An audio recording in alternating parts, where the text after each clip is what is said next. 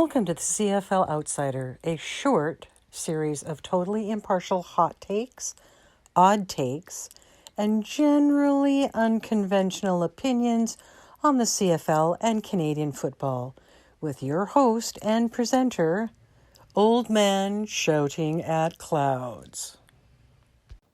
Hey kids! Welcome back to the CFL Outsider for the Division Semi-Finals. Playoff time is here.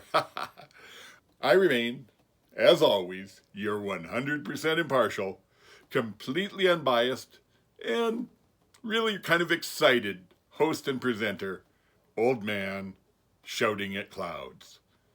Why excited? Well, for one thing, I spent the afternoon harvesting my summer ganja crop. And I gotta say, looks pretty good. Nice use, looks like should be nice yield off of all four of the plants. And I've got some strains I haven't tried there before. I can't wait for it to dry and let me try some of it. That'll help me live through the turmoil of the playoffs if I get it. Probably a week or so until I can get it. But anyway, I'm also very excited because the Division Finals are here. And it looks like they're not going to disappoint. You know, this time of year, it brings out the things that I love most about football. Big games with everything on the line, traditions front and center as old rivalries come out again, get rekindled, and just the anticipation of seeing who's going to step up and make the big plays this year.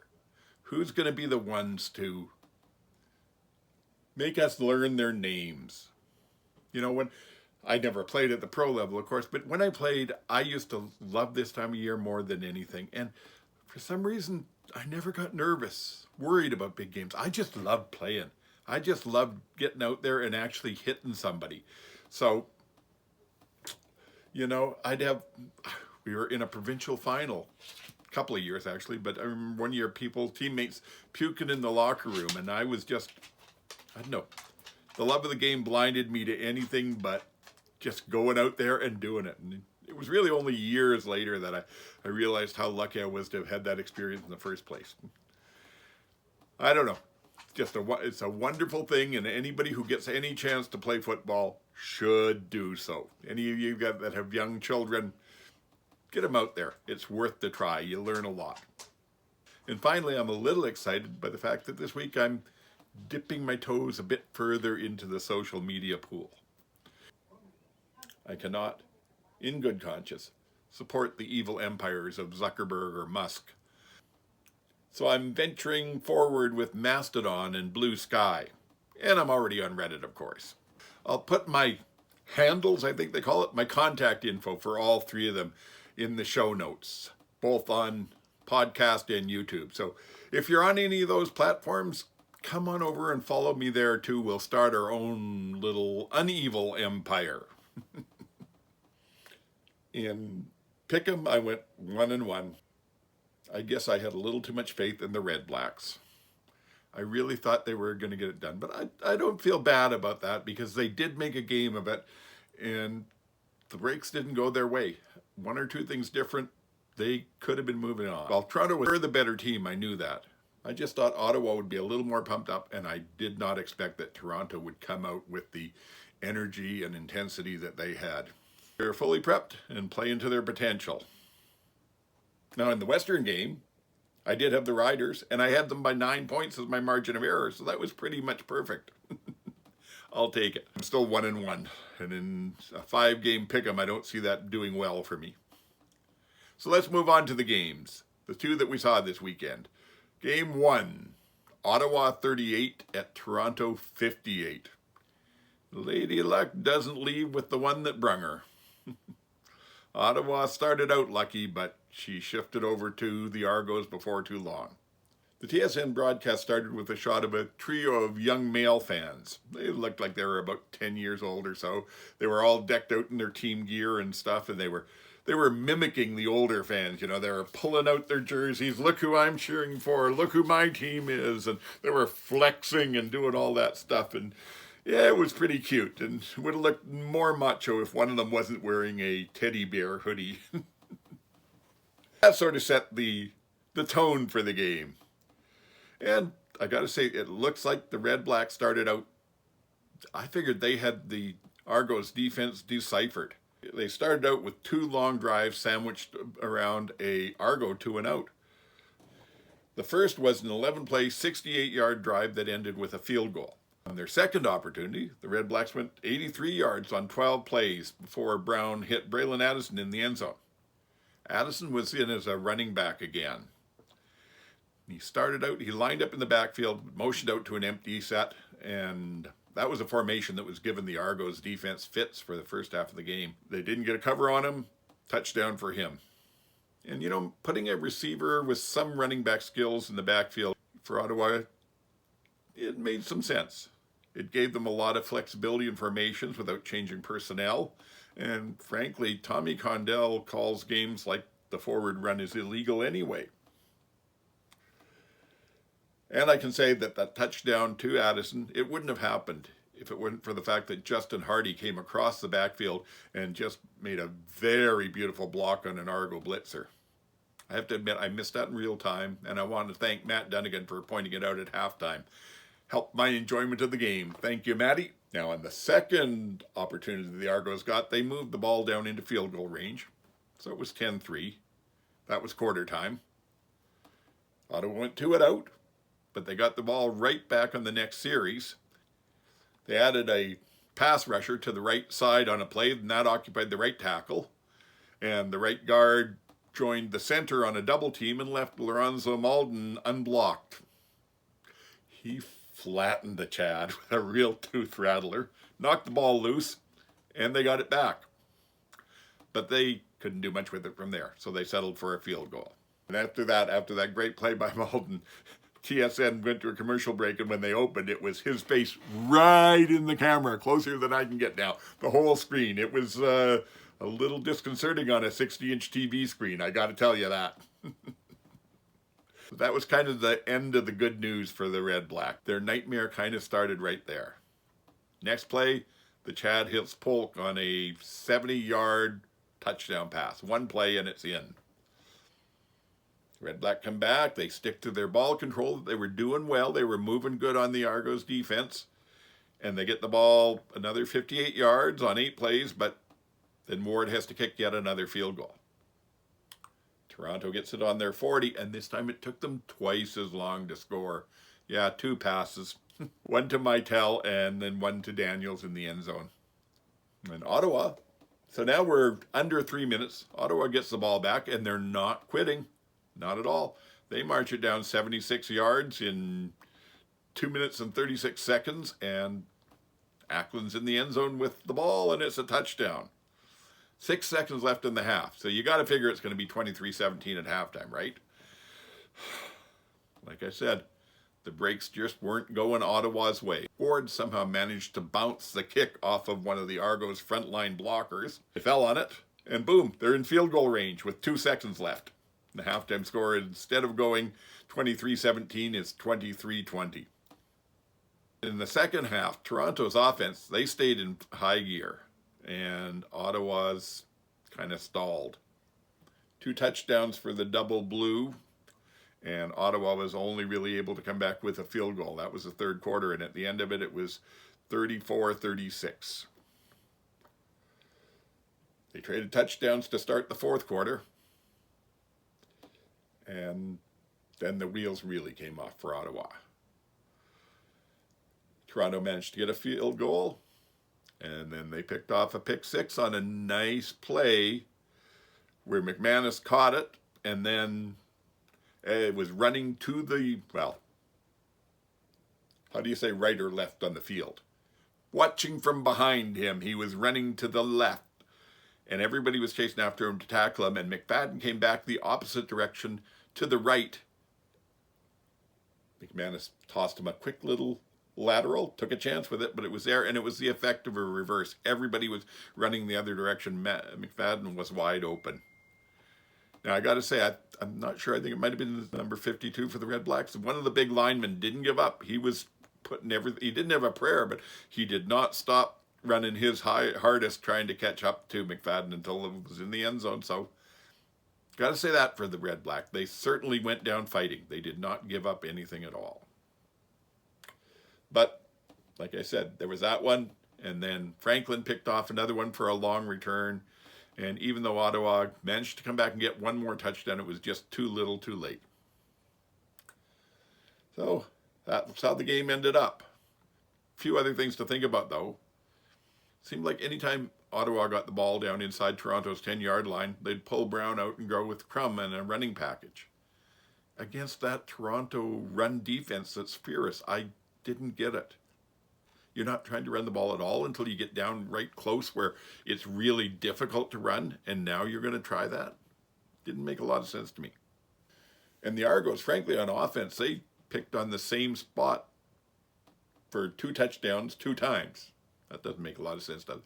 Twice, they got 2 different sets of 2 touchdowns into basically the same spot on the field. In the first half, both Polk and Daniels were basically just go routes from the field side and ran right by the halfback who sat there looking at them. 2 players stayed low, nobody deep, and they were wide open. Twice, and I couldn't really figure it out. And then in the second half, they were getting in closer to the goal line before they scored, but they ended up with, again, Daniels and Herslow somehow finding a hole right in the middle of the zone at the goal line in front of the Chad for easy passes. And I could see what they were doing, what they were trying to do with it, and it was working, but I couldn't see why it was working. So I've got to thank Lapo for the halftime show of the Western game, because he went over it and showed how the Toronto offense was using the running back out of the backfield to influence the back end and to pull Money Hunter at safety down low. And it made a lot of sense then. Something I might have been able to see if I'd had the all 24 in the game myself, but thank you, Lapo, for helping me out on that. Much appreciated. Ottawa did everything they could. Tommy Condell, without an actual running back in the game, managed to call a fairly balanced and unpredictable game. He had the Toronto D for a good part of the game just guessing. But unfortunately, they couldn't keep up to the speed of Toronto's offense. Ottawa was running that ball control offense. So march it down slowly, keep the ball out of the Chad's hands, and it was working when they could do it. But it shows up real quick when you see they averaged 10.3 yards per completion, which is pretty good. It's, more than the first down per completion. Most teams in the league are averaging less than that. But Toronto averaged 30.3 yards per completion. So, yeah, pretty obvious how the game was going to end up. You would have thought that ball control offense would have given Ottawa an advantage. He started out just dominating time of possession. At the end of the first half, they'd held the ball for 24 minutes and 11 seconds, while the Argos only had it for 5:49. And that balanced out some in the second half, but they never got to take advantage of it. Possibly because they weren't running the ball. They were tiring out the Toronto defense. There was a point towards the end of the first quarter where the Toronto D was already hands on their hips and breathing hard. Somehow, though, they managed to hold it together, and when you let in 38 points, you're not playing great D, but better than the other team that let in 58. And you'd think that would have been a little more excitement in the backfield, because there were 5 players this year that were tied for the most sacks in the league. 4 of them, Jake Seresna, Ralph Hawley, Lorenzo Malden, and Michael Wakefield, were all in this game. And there was some pressure, and the quarterbacks got worried some, but not that much. I was happy to see the control center was in good playoff form. And I'm not being sarcastic about this one. I mean it. They made good, solid, non-controversial plays. They kept it moving along well. I thought they did good. But the Argos, like I said, besides being the better team, they also got the breaks. There was a point where the Chad rolled right and then threw back across his body in what ends up as a pick 9 times out of 10.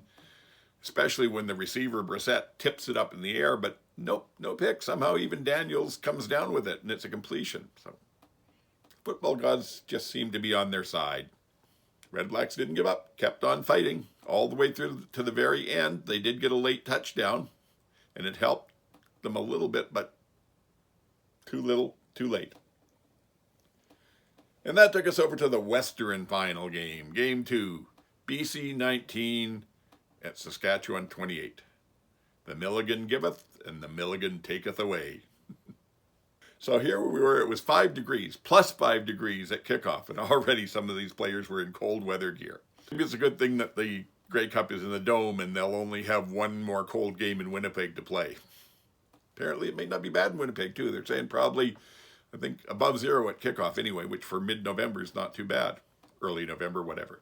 We go into the game and VA's quoted as saying he's not going to be cautious, he's going to be playing to win. And I heard that and I thought, I don't know that's the best approach against a team that's plus 25 in the turnover ratio.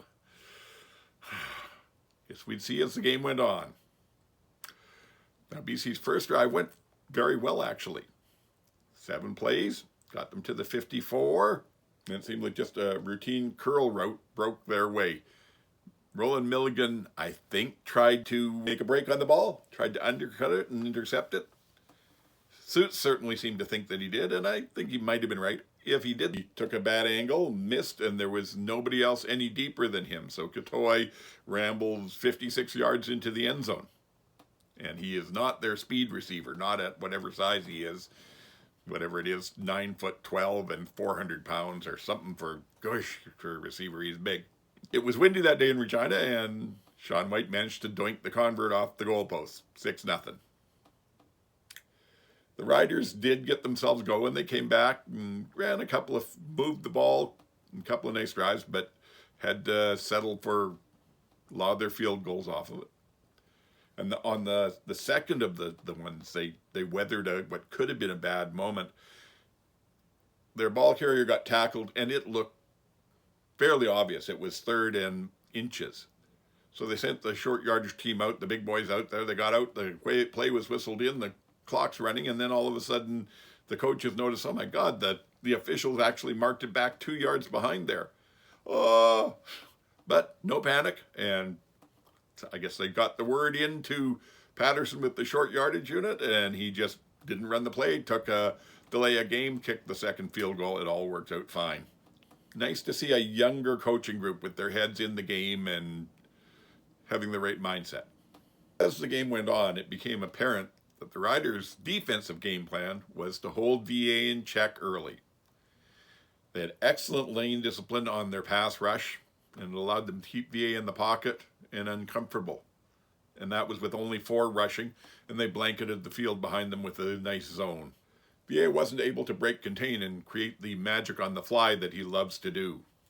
Once he was unable to do that, he started to push a little too hard, and good things started happening for the defense.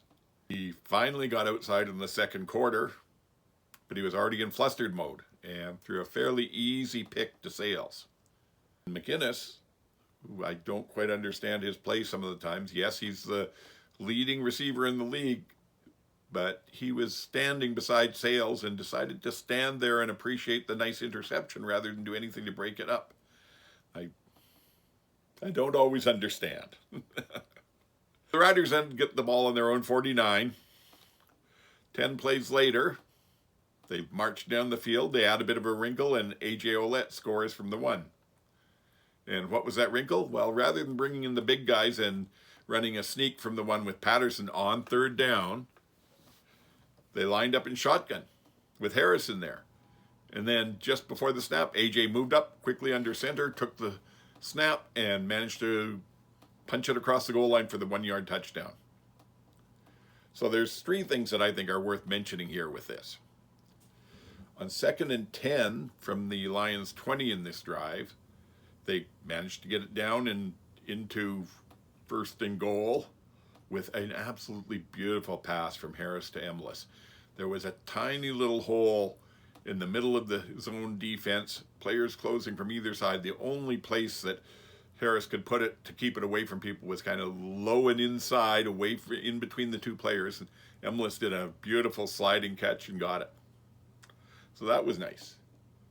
And then they tried and didn't get much yardage, and so they're basically 2nd and goal at the 6-yard line. And instead of having the temptation to pass, they go back to the run. And AJ breaks it down and gets it to the, well, 3-inch line, if a 3-inch line existed, which it doesn't, but that's how close he was. And of course, from there, that's when they took it in with him. Third thing that I think was worth noticing was the fact that AJ, once he scored the touchdown, didn't waste a lot of time with the celebration. He flipped the ball backhand over through the uprights and was running off. I got things to do. We got much more to play to here. I'd like that. Oh, and maybe a fourth thing I can mention. Surprisingly enough, when the Riders got down to the 1-yard line and were rushing forward to get the play out of the way, one of the Lions, Rugamba, I can never pronounce his name, I think Rugamba. Anyway, he suddenly gets an injury. I talked about this a few weeks ago. BC is the worst team for this. They do that all the time. And then there was a game back, I think about week 12 or 13, where another team actually had someone who may or may not have been injured, but they were insisting. They were screaming at the officials that it was a fake injury and they should be penalized for it. And then when they come back and they do it themselves every time. I guess it just sort of shows that old adage that the people that call foul most often are the ones who would make the same foul themselves given a choice. BC gets the ball back, and they do move the ball up the field some, and they end up, it's 3rd and 2 in kind of no man's land on the Saskatchewan 49. Too long for a field goal. Do you want to punt? I don't know. So they decide to go for it, or at least they seem like they are. They put the offense in there, but instead of going for it, they put a couple of men on side, and BA does a little pooch punt. Luckily for the Riders, none of the onside men got to it, but the Riders didn't have anyone back either. It rolled out at the 6-yard line. Riders go in, they go 2 and out. End up having to kick the ball back to the Lions.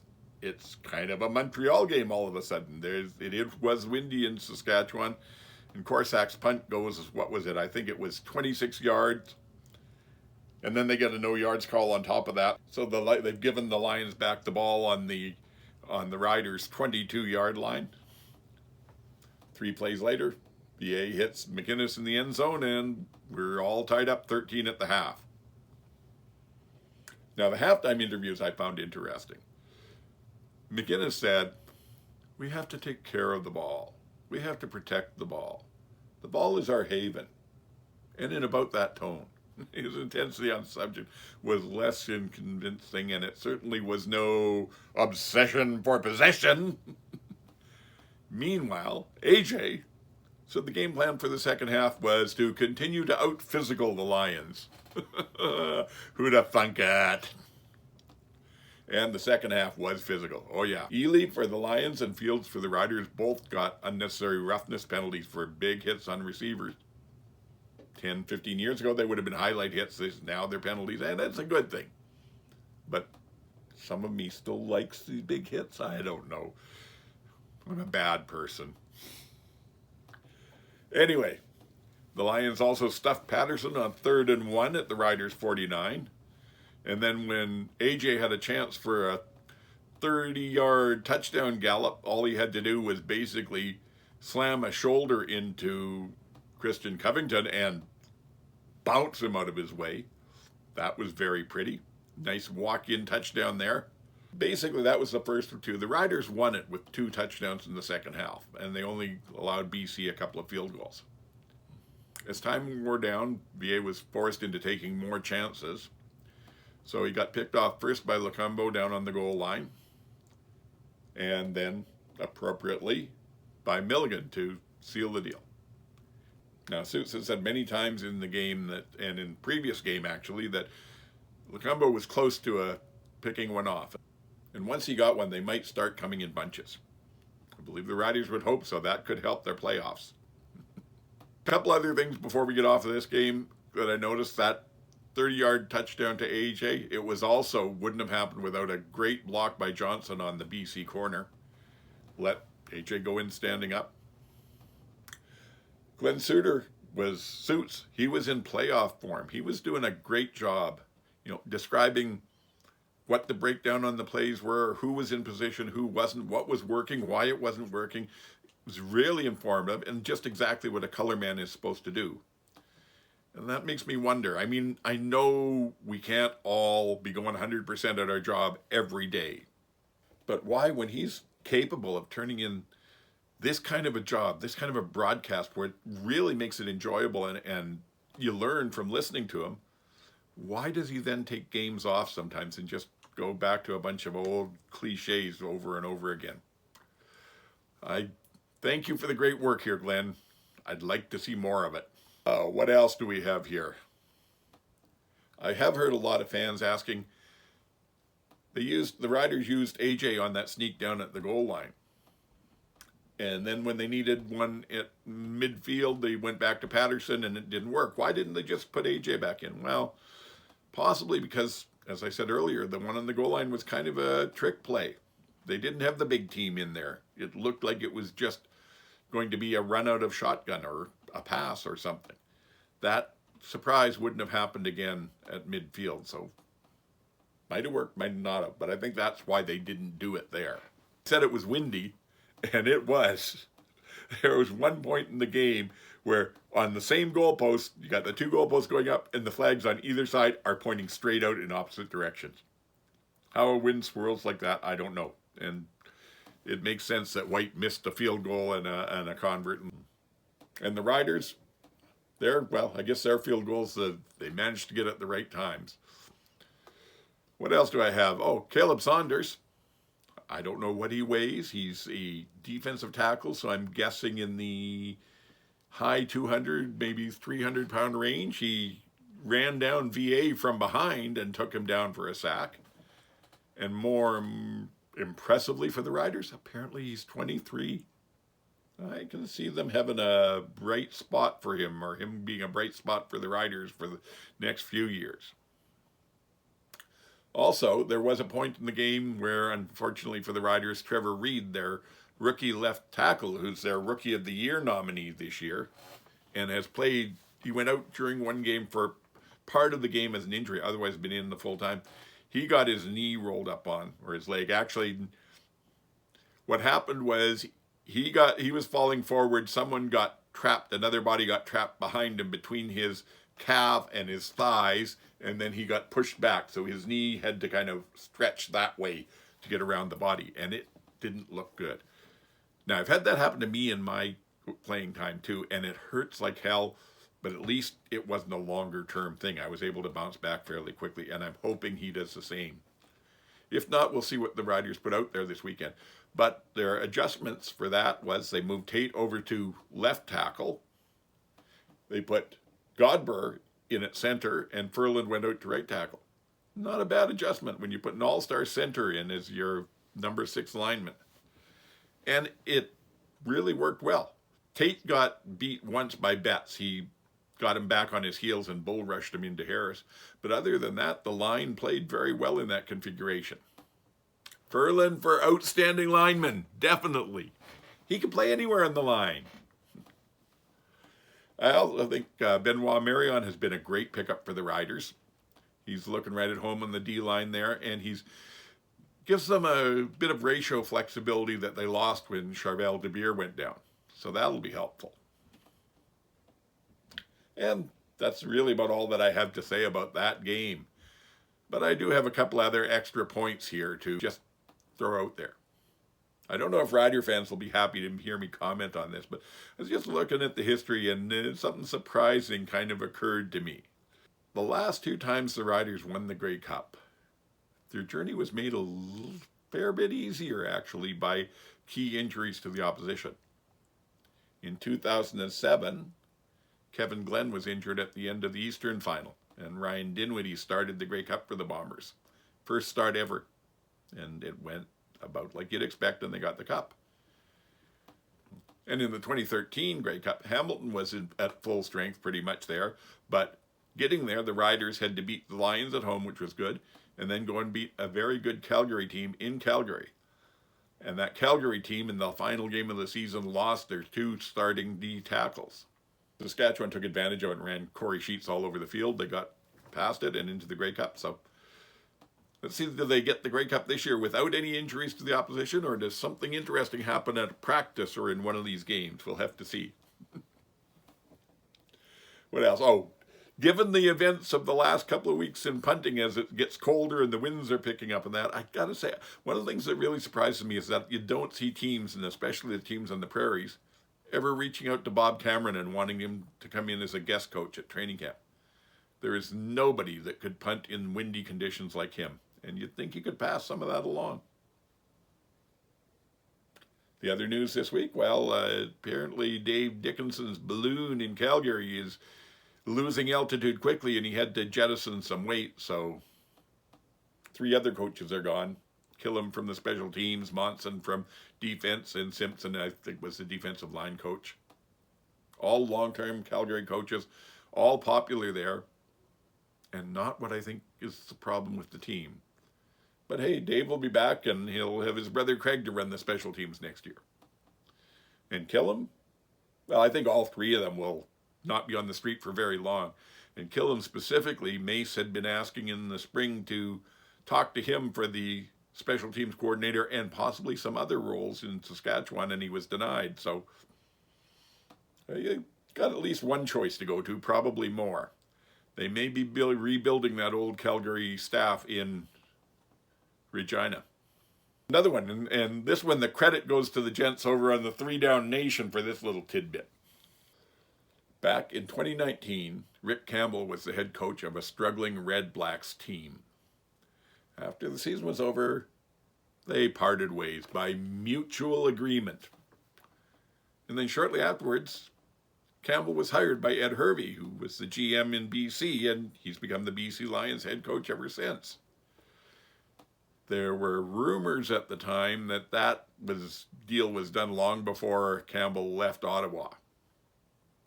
And it was just a matter of letting it play out. So fast forward to today. Rick Campbell is the head coach of a struggling Lions team. And the Elk have asked for permission to interview Ed Harvey for their vacant GM seat. Rick Campbell, Hugh Campbell's son, has had success in Edmonton before, would probably be very welcome there, especially by a new owner who's a longtime fan. Same with Ed Hervey. Maybe there's things going on in the background we don't know about. Okay. And that's about really all the thoughts that I had for here. We'll talk about gambling. Don't know how you did if you were making any bets in last weekend's games. They were rather predictable, so you might have been able to make some money. It gets tougher this week because look how good Toronto's looking. And now they're coming up against Montreal. And Montreal was sliding, but that last game they played, their offense looked pretty damn good against Winnipeg, a defense that's no slouch. And you got Winnipeg and Saskatchewan coming together, both teams that are strong. Now it looks like Saskatchewan's running the ball. My advice this weekend is if you're thinking about gambling, don't. And so that pretty much wraps it for me and for this week. That's all that I've got. Like I said at the start, I'm dipping my toes in that whole social media pool and hoping I don't get them bit off or nothing bad happens. But I have gone on Mastodon and Blue Sky and Reddit. And if you'd like to follow me on any of those platforms, I'll put the contact info in the show notes. Before you leave, don't forget to subscribe and hit that notification icon. And also, I beg like this every week, but please, the best thing you can do to help me with a small new channel just getting going is share this at any opportunity you get. You never know when it's going to hit and people might decide to like it. I really need your help to keep this channel growing. We want to be a bit of a force in the CFL world by the time next season starts. And please let me know what you think. How am I doing here? Who's going to win the Grey Cup? What will the whole quarterback landscape look like next year? These are all important questions. So let me know what you think, either down in the comments on YouTube here or send me an email. I'll put that up there too. Oldman, all one word, .shoutingatclouds, all one word, at shaw, shaw.ca.